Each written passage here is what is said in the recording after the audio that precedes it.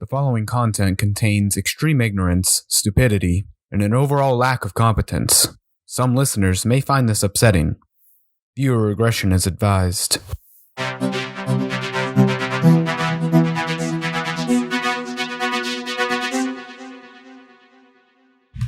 Hello, William. Hey, Tyler. Oh, baby, no, absolutely no technical issues with the road setup.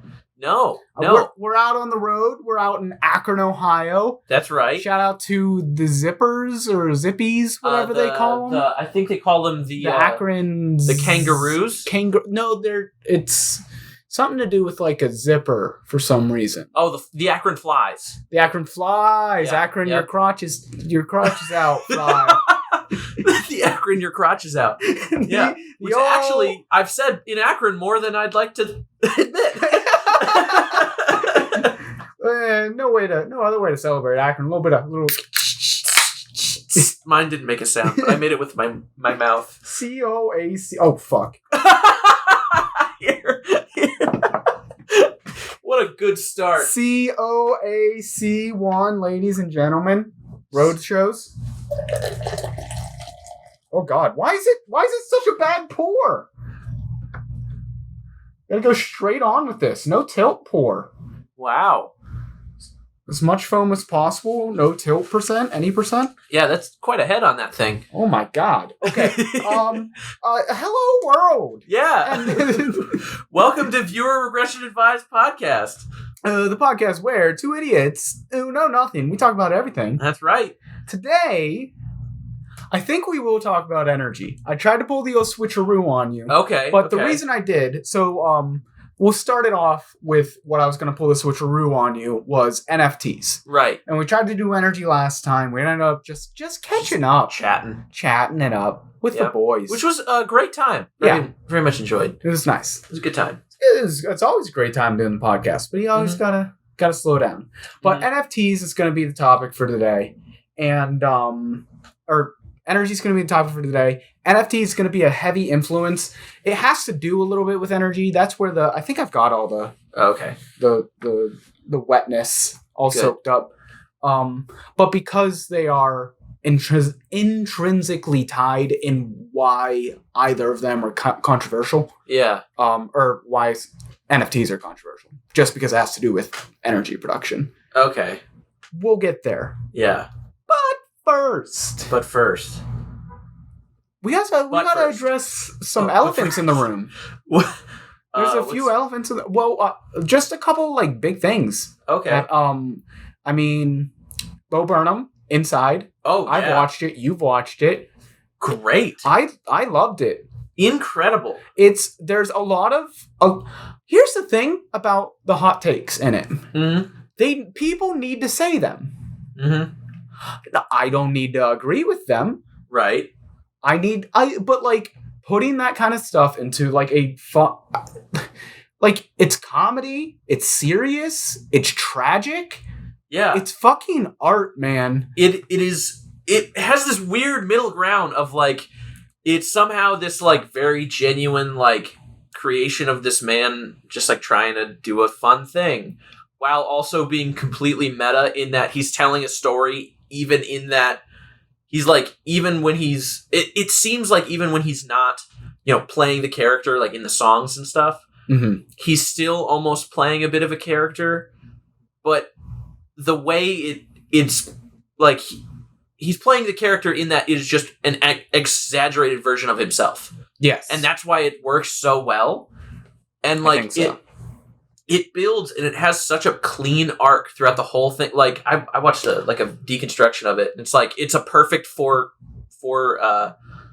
block story structure. The ending. I mean, listen, we're talking to a lot of smart people here. They've already obviously seen it. Sure, yeah. I can spoil it right now. Well, no one would have to click off. No. So we wouldn't even need to give them time to click off. Yeah, so it would be ridiculous for me to do that. Because we're obviously about to spoil it. They knew that already. Yeah, they would have known. They would have known. Yeah. The ending. Yeah. I think about it. Like I still think I think there's so much packed into it symbolically. Yeah. I don't like. So there's the idea of him exiting the room that he did it in. Yep. There's the idea that he's on a stage when he exits the room, and there's ideas behind it being locked from him being to get back in, and people laughing in the crowd. All of that, and not a single fucking word. And it cuts out, and it's a projector, like he's watching himself. Yeah, like that's what's being filmed is the outside of the shed. Yep. And there's a lot that going on end there. scene where it cuts to like from him being outside the shed. It cut him watching himself on the projector, and he's just like so. You can see he's just like dead, like he's so, and they like people are laughing, and he's just like pained by it. And there's just like this half a second right before it cuts away where he starts to smile, and then it cuts, it ends. And I was talking to a couple of my friends, both of which are like really into film, like filmmaking, and all three of us had different, like meanings for what that could have been. Okay. Like we all came up with different theories as to like what that smile was. I didn't catch the smile. Oh, you didn't? No. But like. Even outside of that, I'm still thinking about it. Because, like, I really like stepping out and being locked out and trying to get back in. Yeah. I think there's a lot of things into that I just, like, every time I think about it, it peels away more. Mm-hmm. Where he's stepping out of the project. He's done with it. Yeah. And then he realizes he's going to be in the spotlight. And he wants to go back in and work on it. Yeah. But it's also his panic of realizing that now it's out there. And people are looking at him. But like it's him stopping himself and saying, no, we are done with this. Yeah. This is a complete project. You can't go back in. Yeah. Like it's such a great deconstruction of like the creative process, I think. Absolutely. It's brilliant. And like, excuse me. Like that moment of like he finally decides to put it out, and then he's out in the spotlight, and like this whole time he's building to this thing, and you can tell he's just like he hates it. He hates being in this shed. He's coming up with these ideas and doing these things, and they're obviously good ideas, and he wants to do them, but it's like it's painful to him. It's like taking a part of him. Every time he works on something new, or like wants to add something, or like it takes another month or whatever. And like he finally just can't take it anymore. And then as soon as he's done with it, he just longs to go back to that because he's like, it's almost like an indictment of everything he's done, which is like getting famous through the internet. Yep. And then stepping into public fame, and then like doing things with that art form, and then being like just putting that art form out for everybody to judge, doing stand-up on stage, and then moving to like directing. Like it's like an indictment of getting famous on the internet and then being actually famous. And like he's almost warning people, don't do it. Yeah. It's awesome. The entire piece is awesome. Yeah. And he obviously put a lot of time and he put a lot of energy into it. But you know what else takes a lot of energy? Oh. Hey, these transitions. Yeah. I don't think you've ever had a bad transition, Tyler.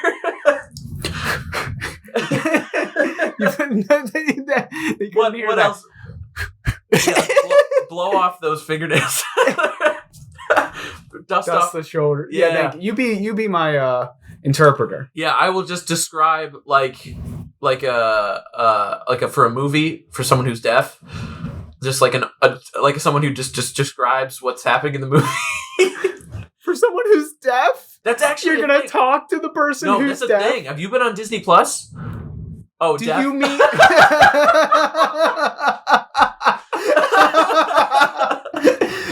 Well, no, not deaf. Blind. Yeah. Okay. What else has that kind of energy, Tyler? Okay. It takes a lot of energy to support the market that NFTs have kind of created.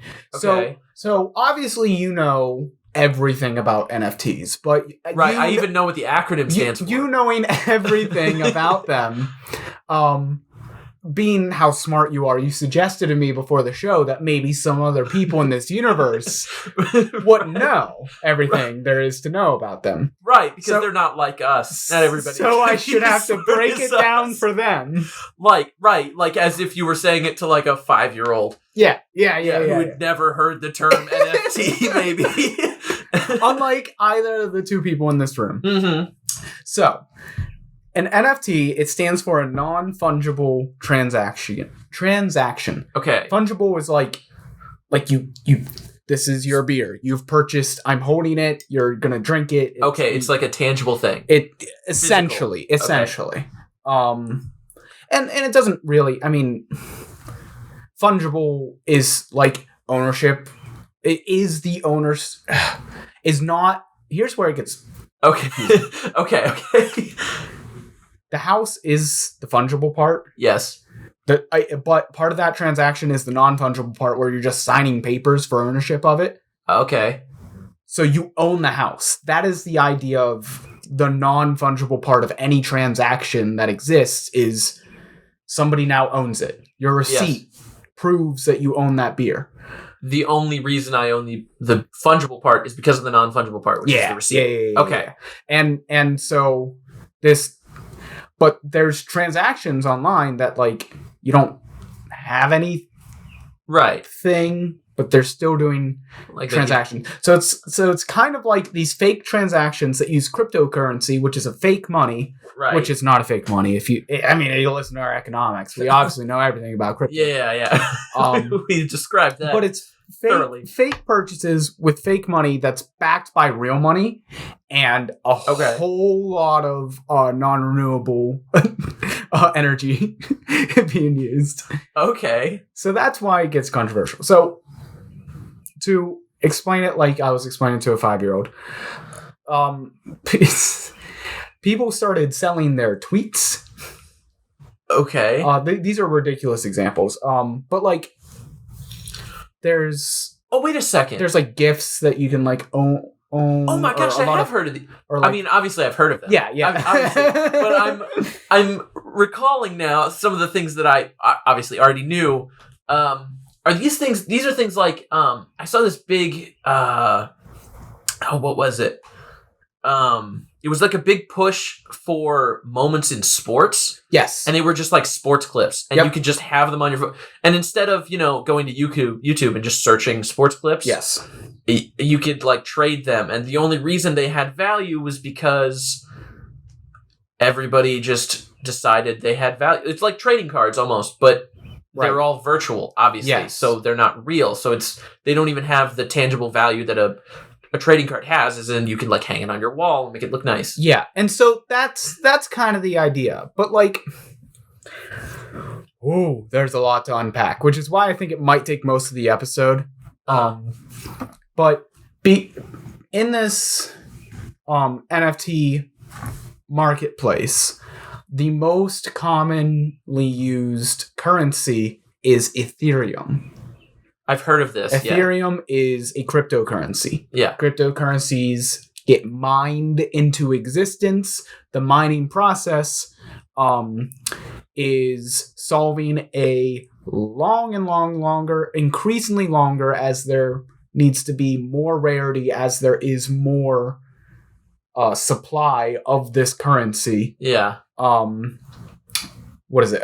Like lines of mathematical equations, essentially. So your computer just needs to solve longer and longer and longer as you mine more and more and more of these cryptocurrencies, whatever it may be, in this case Ethereum. And that takes a lot of processing power. Sure. So this gets kind of like attacked for using so much power, when in reality, it like so that, you need to power a lot of computers to do all this mining. Yeah, but like, would you expect someone who is going to use a lot of power but make back the money that they're paying for the power? Yeah. to set up their own solar farm to power them, or tap into the monopoly that coal power has in the United States and most of Western culture, and just plug into the power that they already have. Well, based on what I know about systems, and like the operation of just like systems in general, that being a degree in it, engineering. Oh, okay. I would say probably the one where the system's already established and you're just plugging into it because it'd be way cheaper. Yeah. So people do that. Right. Which is not an issue. I plug in my fan. I plug in my computer. I don't care where it comes from. I pay for it. Yeah, I was going to say, the outlet's already in the wall. I don't need to set up a solar panel. Yeah, no, I don't need to make this renewable. I'm going to, so I would gladly support renewable energy. Mm-hmm. You know, I got asked if I wanted to switch on my electric bill to a renewable energy source. I said, sure, thank you very much, First Energy. Not a sponsor. I also don't get to choose who provides the power to my apartment complex. Right. But that'd be a weird thing to choose. I think I got that call too. Something about solar panels, and I thought he was trying to sell me solar panels. I was like, "Oh no, thank you." It was not a phone call. He went, "Oh really?" Because he went, "Oh wait," and I went, "No." I think he was trying to sell you something. Probably. It was not a phone call. It was on our bill. It was like, "Hey, here's this option." Oh, yeah, that's dope. Well, yeah. So that's kind of dope. But I don't see how the blame got put onto NFTs. Yeah, I don't get that. I think a lot of it is like people who don't understand it. Like most people, I mean, like we said earlier, most people aren't like us. Most people don't understand NFTs quite as well as we do. Right. Quite as well as they should be understood. And not knowing can like be very scary, especially for people who are like making money. Oh yeah, is like, oh, this new thing is making money, and I don't know what it is, so let's kill it. You know, that's like fuck. Oh my goodness, it's the opposite of what happened, because this is the example that came on my mind. It's the opposite of what happened with cars when they started running over people in the streets, where they went, oh no, I'm not going to be able to sell them if they keep killing people. People can't walk in the streets you're a stupid walk. You're a jaywalker. Jaywalker. Dumb person. What are you, one of them jays? Jaywalk? Yeah, you a jay. What, you're not smarter than a fucking bird? Stupid. Get out of the street, you jay.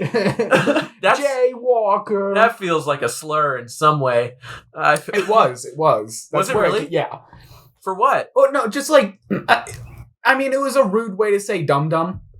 Oh, okay. It wasn't like a racial slur or anything. No, okay. not one of those bad ones. That's good. It was one of those moderate slurs. Oh, okay. Like stupid. Yeah, like one of the ones you teach to the kids just to give them a little, like toss them a bone. Like you can say this one.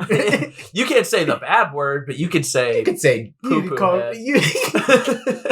You can't say you suck, but you can say you vacuum. You know, I was taught that as a kid. I went to a private school, and my teachers would get very upset if I was talking to my friend and I said, "Man, you suck." They're like, "That's inappropriate." So you could say you fat. we had a guy come speak at our school, and he's like, "If you ever want to tell somebody they suck, you just say, 'Hey, you vacuum, man.'" That doesn't change the meaning. It doesn't, but it's a funnier way to say it. We all started saying it. Stupid. I would say that in a heartbeat if I was 8. Right? Yeah. 10-year-old out there just feel like... fucking vacuum, nerd. I love that you cursed when you said it. Bet you, dude, you just vacuum so hard. Dude, you're a flippin' vacuumer, dude. What a vacuum. What a vacuumy guy. That's so dumb. Dude, you vacuum at sports. No. Okay, that's enough of that bit. But jeez, that is so dumb. Oh my gosh. No, but NFTs, they're things. I mean, it's not too different from like in-game purchases that we've had for a while that are aesthetic. Yeah. And that never really got so much flack.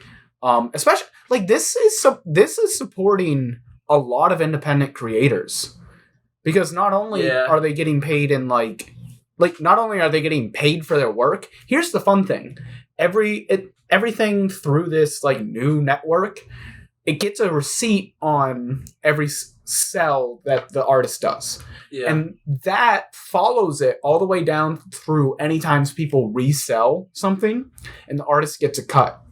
Oh, that's really cool. Yeah. That's awesome. I would say though, like, I don't know, I'm really split on it, because like the whole idea of NFTs is kind of backwards. Okay. I feel like the only, like, I mean, bring it back to playing like sports cards, like basketball cards, baseball cards. The reason those are popular and have value is because of their rarity. For certain like things, the rarity is determined just randomly, right, and arbitrarily, and like because of that, there's no real, and especially for like stuff like, I know I mentioned this earlier, but like the clips of sports clips, like LeBron dunking. Yeah. Like, it's an 8-second clip of him dunking. I could just go to YouTube and find that anywhere. It really depends on what it is. If it's like a valuable product, you know, because like playing cards are a product, you know, you could hang them up, you could have collections, you could, you know, someday down the line, it might be valuable if you take good care of it. Like, there's a lot to unpack here, and I think I can walk you down this hall that like you'll at least, and hopefully the listeners at least understand why and how this is a legitimate kind of economy. okay. Because I haven't really had interest in it. Right. But I don't have interest in a lot of things. So it doesn't mean anything towards NFTs and their value that I say I don't care to purchase any. Sure. But the idea, I mean, we can go straight to the basketball sports clips examples. Yeah. Where you'll open up a pack and it's just an online pack of cards. Yeah. Which is something, again, that we've had and people haven't really been like confused about the value for it. Like on Steam, when you make purchases, they'll throw in like these little cards that nobody cares about, but some people do. And they'll go for like 25 cents and people collect them. You know, 25 cents here, there, whatever. Right. And they just have them in their library. And the thing that people are paying for is the ownership of it. I can Google right now a picture of the Mona Lisa. Right. I don't own the Mona Lisa. I never will. I might even own a copy. I don't own the Mona Lisa. Right. And that's where that value comes into the Mona Lisa. Mm-hmm. Is it's the original. Or that's an extreme example. Let's bring it back to like if an artist comes out with a print of 150 things. Yeah. It doesn't matter that there's 150 of them. Someone can screen grab and take that piece of art. Now it's on the internet forever. Yeah. Anyone can look at it. Anyone can appreciate it. But, I mean, it's like taking a piece of your art that you own and, like, putting it outside for others to enjoy. It's still yours. Mm-hmm. And it's just weirder because you can't hold on to it. When I first heard about NFTs, it felt kind of like the Wild West, like in the Sooners just going out to Oklahoma and planting a stick in the ground going, in my land. Like, we need to figure it out. That wasn't the best way to handle it. Clearly. So over a few years, I feel like things will pan out and it'll make more sense, especially like, I'm not trying to pull for regulation, but I want it to be predictable because especially Ethereum, it can go up. It has consistently gone up 20% like a month, which is insane.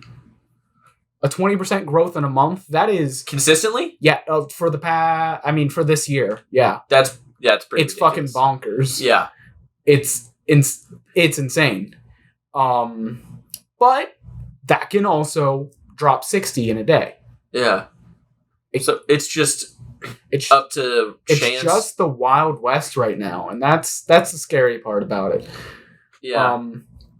Wow. So I want you to keep asking questions so I can keep narrowing this point on, like, it is weird.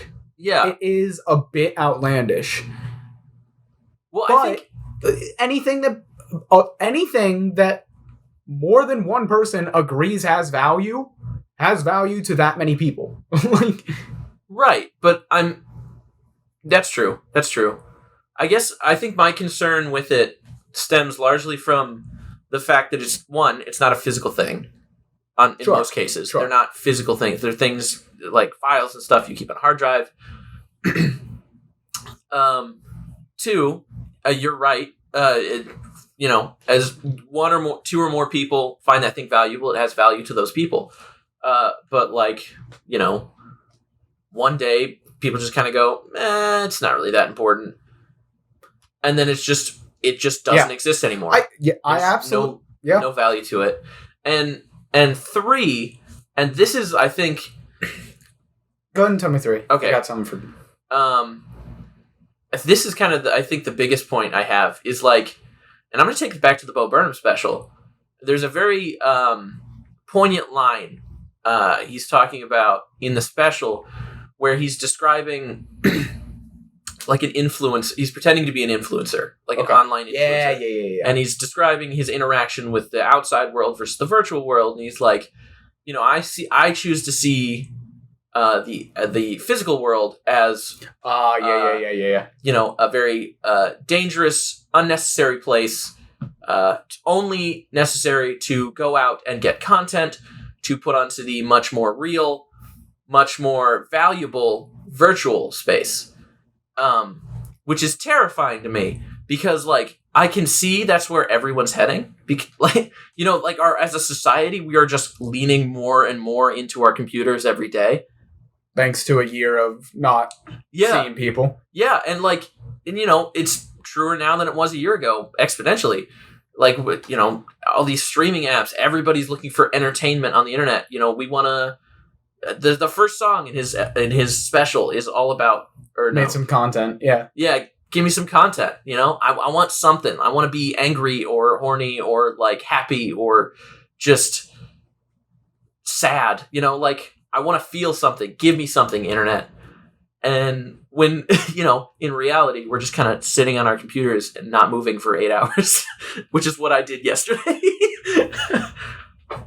Yeah,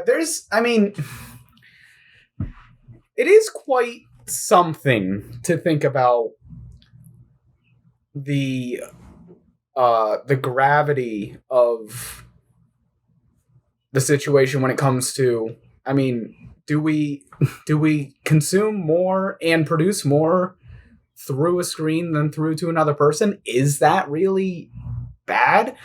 Mm.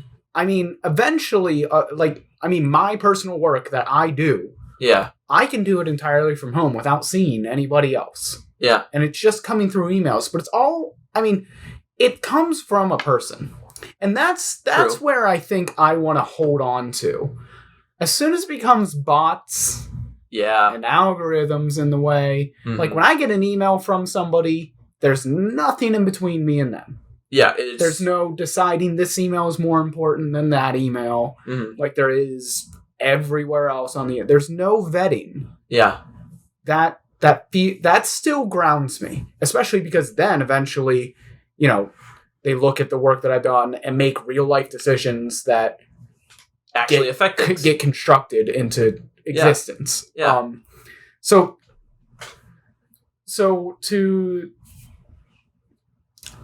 I think it would also be an issue the more that we just let technology decide what we look at. That's true. Yeah. Because we're even the content that people are making for people, you're not sending it to that person. Right. And even if you choose to follow them, at that point it makes a little bit more sense. You're going back to something. But right. The Discover pages everywhere make my skin crawl with what goes behind it. It's real gross. like the weird videos you get on like the explore page on YouTube or like the front page or the top 15 or whatever. Yeah. It's you get some like weird things, and every once in a while you'll see like one of the people you follow, and you're like, "Hey, oh wait, why is he?" You get a little sad on the inside. Oh, because you realize he's surrounded by like 2 JoJo Siwa videos. Oh my god! Like, oh no. No, but let's take it back to the second point about people deciding someday that it doesn't have value. I know it sounds less likely. But you know what? I would agree that it is immensely less likely that this will happen to physical trading cards. But the idea that the entire network of people that currently support any kind of hobby can drop off. Things go in and out of fashion. Things lose traction, lose business. That just happens. Not that I don't think this is a more relevant concern for something as new, viral, and quite frankly just odd as NFT transactions. Yeah. That is redundant. It's a good choice of words there. As NFTs, but like people can stop caring about Pokemon anytime. Yeah. But people keep believing in it. People keep pumping new content into it. Yeah. And that's that give and take of the supply and demand. I suppose. Can you give me like a couple more examples of other NFTs? Because like I said, the only one I can think of is like the sports video clips. Yeah. I mean, people trade those. It's even outside of that, especially with the sports ones. They come in packs, and you get that pack opening experience, and that's the front loaded dopamine that you're really paying for. I mean, people get that in like FIFA and stuff too. Yeah, exactly. I get that. Outside of that, there's artists that just kind of put their stuff out on the market. So it's just like they put up a JPEG or a GIF. Okay. And just something they like a 4-second loop of and that's something that created. That's something that they would typically either try and sell someone privately somehow, maybe to a company. I don't know. Maybe a company uses it, in the back of one of their promotions, whatever. Yeah. Or they would just post to their Twitter page and then be like, "Hey guys, you like my art? Follow me on Patreon," or whatever. Now it gives it a route to be sold. Yeah. And whether or not anybody buys it is still just an option. But now it's another way to produce revenue as an artist in this scenario that we find ourselves in. Called Life in 2021. This just screams to me, this is what TikTok is going to turn into. TikTok is going to be an NFT at some point. Because people are going to start selling these 1-minute videos of themselves doing these things. Everybody's going to have, I heard this on a podcast once that in 100 years, everyone's going to have 50 followers supporting them, and they will support another person or whatever, and it's just going to be a cycle. Everybody's going to be kind of famous, but not at all, because it's just this cycle of like, I'm gonna sell this content and like these videos of myself, and then I don't know. What are we doing here? Exactly that. That's exactly what I'm saying. I know. I'm not. No, I'm not trying to bash it. I'm just having an existential crisis over here. Oh, dude. Yeah, right? Isn't this okay? Because that's kind of what I thought. I mean, I'm having a crisis now, but like watching that special, I was like, man, like it's like really a toll, Like when do you stop selling content and start selling yourself, Because like you see that on a great example, Jake Paul and Logan Paul. They started making content, found a huge market in like kids, pretended they weren't selling to kids, but there you go. Absolutely were. I was waiting on you to correct that to selling to kids. Yeah, they were selling to children. Yes. They weren't selling children. Yeah, no. Jeffrey Epstein had that cornered. Ooh. Probably still does. Probably alive somewhere else. Well, the rumor is he didn't kill himself. Great time for a drink. So let that one simmer. So like they started putting out this content, and then eventually like they got so engulfed in what they were making, and like I'm making money on this. People like this. I'm just gonna do this all the time. And then that just became them. And then they're just literally just selling themselves now. Like Logan has his podcast, Jake has whatever dumb stuff he did this week. Yeah. Like that's just who he is now. Like he has fully I don't even know that he knows who he is outside of like this all cuz I mean he's my age, your age. Like he's 23 years old. The man just won a boxing match that he obviously should have won. And then like just immediately started on this tirade offending everybody, trying to be this like this jerk, like putting on this like being the heel in wrestling. But like he never takes off that mask, you know? That's just who he is. He has to walk around every day like that. Yeah. You know? And that's terrifying because like and I feel like that's what people who are like, you know, trying to get like this YouTube or like TikTok famous, you know, that's a sacrifice because, you know, I mean, the people respond to genuineness, but the price for that is like you are giving yourself, you know. That is the first time I think I wanted to let dead air just be there. That was a good ending to your mini rant. It wasn't a rant, but a little speech there. I don't know. It spoke well. It's spoken well. Good. Thank you. I appreciate it. And I don't know. And it makes me think about this show, this dumb show, and how we got to wrap this up pretty soon so we can watch some freaking Loki. Oh yeah. Oh yeah. I don't want to do it if it's not fun. That's why I didn't do it that's why I didn't push you last week. That's why we missed a week. Yeah. We're busy. We have other things we want to do. Yeah. And you know, I mean, nobody texted me like, "Hey, where the hell is it?" Yeah. And that, you know, same. I'm perfectly happy to do it this week, you know. I enjoy it. I enjoy doing it when we can. And I can't wait to talk about energy next week. Oh, boy. Dude, energy is going to be our white whale. Every single We're never going to talk about it. Every time we start an episode from now on, we got to go, so we're actually going to talk about energy this week. But there's a little, we got to get to... Yeah. Well, let's just talk about this for a sec, just for 10 minutes, and then we'll jump into energy. And we're going to keep trying. It's never going to happen. But we will actually do it next week. Everyone keeping track of your points? Because there's going to be something huge on the energy episode. Yeah, we're going to do a huge giveaway on the energy episode. Oh my god. So start adding those up now. Send us an email with how many points you have. Double them if you get it right. We've been keeping track. We'll comment.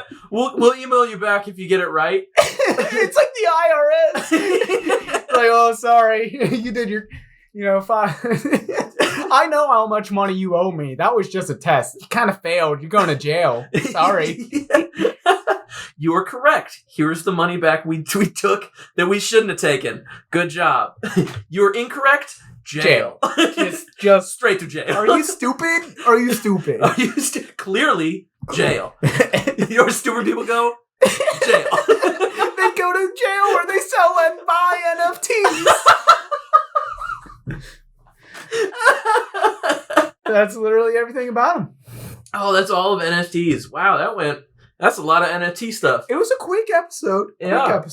But like I said, we freaking Loki to watch, man. Yeah, I mean, we just got through it all, so that's why we're done. There's just nothing else. I mean, honestly, at this point, I might just you want to just watch Loki after this, maybe? Yeah, we have so much time. Yeah, we have so much time on this Friday. Yeah, because we just cooked through this so fast. Yeah, let's just go now. Good idea. Okay, bye. Bye, everybody. Get out of my